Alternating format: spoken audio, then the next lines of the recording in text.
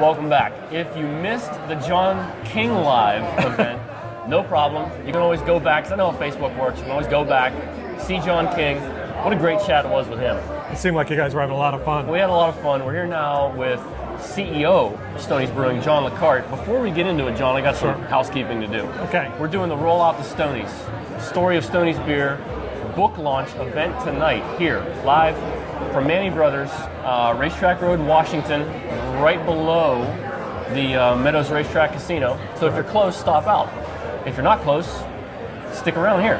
What we're doing, being live, is, we're talking to John. We're getting to know the new ownership group a little bit more intimately, and we're talking beer, we're talking business. We're also fielding your questions. So if you've got something maybe you have for John, myself, I can't help that much, but I can facilitate. We're taking your questions, leave them in the comments. We'll be sure to ask John, and we're just gonna have a good time. Yeah, glad to be here, JR. No, we're glad to talk, and we're super thankful for Permane Brothers. I know I mentioned them. We're happy that Permane Brothers opened up the event to us. Got a great crowd. What a place to do this at. I mean, it's a tremendous. It's a Pittsburgh-based establishment, iconic to Pittsburgh, just like Stoney's was to Western Pennsylvania for 110 years. So it's fun to be here. A little marriage there, so to speak. Yeah, absolutely. It's part of why we picked the place. That's awesome. Good. Yeah. So I asked John something similar. I want to start something with you about, I've known you a long time, and you've been an entrepreneur 25 years around the Pittsburgh area. And it's funny, maybe it's not funny. It's interesting because you've been in business that's nothing to do with beer for a long time, right? So what I asked John, and I'll ask you too, is, being that you don't have a whole lot of beer experience, talk about what it's been like, launching Stoney's and what you see as some early challenges with the Stoney's Brewing brand. Right. Well, I'll tell you, the hardest thing for me, how passionate I am about anything I get involved with. And so I want it to be an instant success, and it's hard to, when you care about something, you put such time and energy into it, you accepting the fact everybody's not going to drink your beer overnight, right? It's going to take time. And so you go into places and you ask for a Stoney's and they don't have it yet. And I realize at times the amount of work it's going to take to get the distribution of Stoney's back to where it needs to be for us to ultimately bring the brand back to the prominence it used to have. It's going to take time and a lot of effort. So that's part of it for me. It's a frustration, that how fast can I got to walk, I got to crawl before I can walk, before I can run. And that's what this year's been about, trying to get our feet underneath us. We're further ahead than we ever thought we would be at this point, to be very honest. The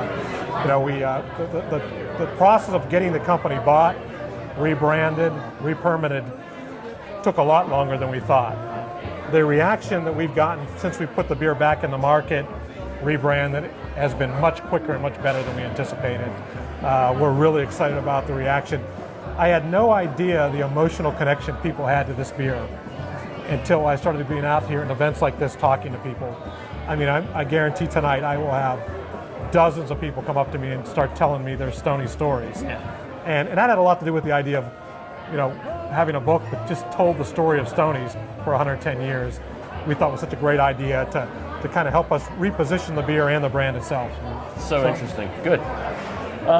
Talk a little bit about, when we talk about, because you always use the term, we want to take it back to that retro, that new feel. Right. Talk about what you've noticed. Again, it's a short window, so we understand there might not be a ton, but talk about what you've noticed in that short time frame about reaching a particular market. Do you see certain audiences, certain groups, markets really drawn in that maybe you didn't expect? Talk about that. Absolutely. I mean, when we were thinking about buying the company, we were out, talking to people, and what you really saw was it was a very older demographic, predominantly male audience that was still drinking Stoney's.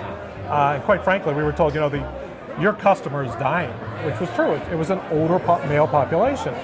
And seeing a woman or a female drinking Stoney's was probably as common as spotting a bald eagle. It didn't happen very often. Exactly. And what we've noticed since we've reintroduced the beer is, first of all, Stoney's lost a lot of loyal following and drinkers when they closed the Smithton Brewery in 2002. And then they had some challenges with keeping the beer consistent during that period where they were outsourcing or contracting the brewing to different places. In fact, at one point they were brewing the beer in Lawrenceville and in Wilkes-Barre And again, you could end up really with two different tasting beers, quite honestly. Sure.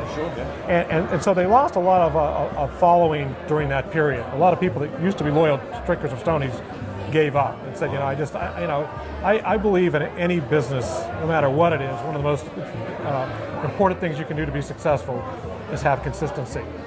So, for us, bringing back Greg King, who was the brewmaster in Smithton, John's brother, to come in and help us reformulate the beer to what it was when they were making it in Smithton, and to what people remembered and recognized it as, was a very, very important step for me.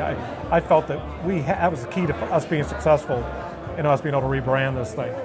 So that's part of what we've seen. We're definitely seeing, I was in an event, in fact it was here at the Meadows, and it was outdoor, it was a Corks and Kegs event, and a man came over to our tent, and his son came up with him and said, Dad, Stoney's is cool again. It's cool to drink Stoney's again. Wow. And that was a really good sign for us, saying that we were starting to get a younger demographic interested in our product and our story. And we are seeing that. We are seeing a younger demographic, and we are seeing a female demographic, particularly with our light beer, which has been totally reformulated.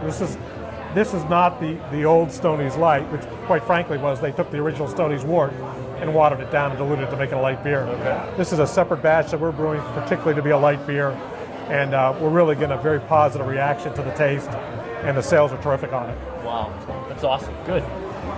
Another thing that I thought of was, another term that you always use is connections, right? And I think it's interesting. We talked to John a bit about his connection. Obviously, there's a family connection there. Right. I mean, a direct linear family connection. Great grandson of the founder, Stoney, right?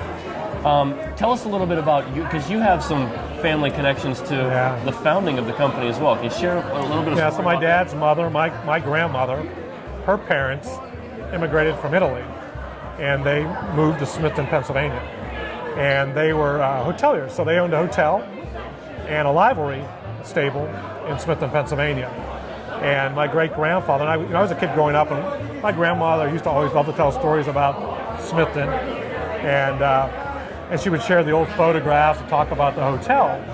And I distinctly remember this picture that we had in our archive of this old horse and wagon with kegs of Stoney's beer in the back, right, out in front of the brewery. Wow. And it was my great-grandfather, with this horse and wagon. The picture's in the book, it's on our website.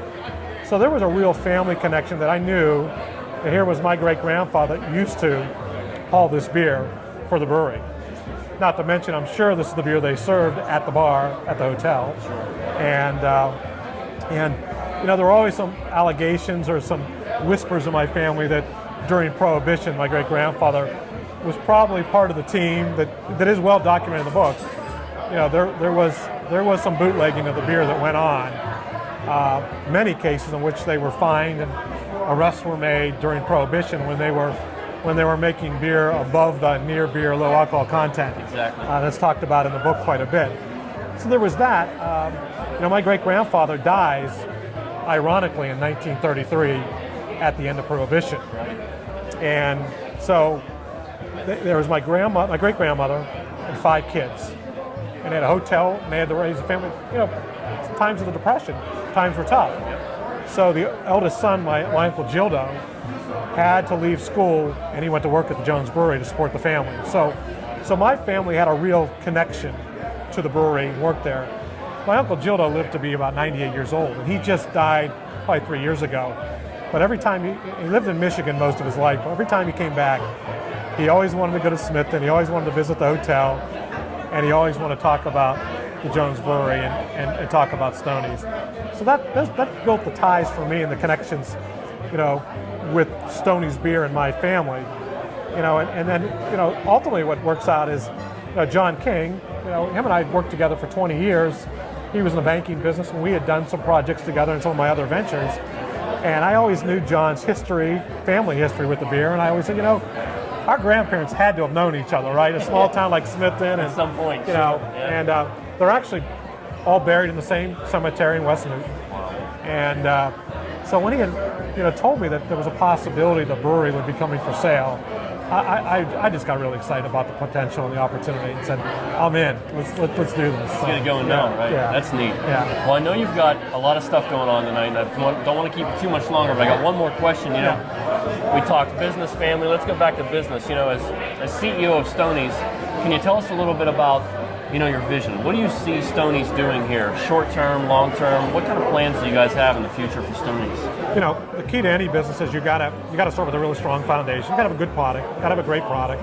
I think we've got the liquid back to being a great product. We've got to build a strong foundation, and kind of what's detailed in the book. The prior ownership for a period of time really got focused on trying to expand the brand in other markets, internationally, Canada, other states.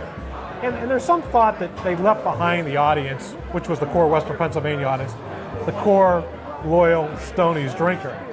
And we're trying to rebuild that first. If we can build that customer base back so we have a good strength to build from, then we can talk about expanding the brand further. So our ambitions are small in that regard.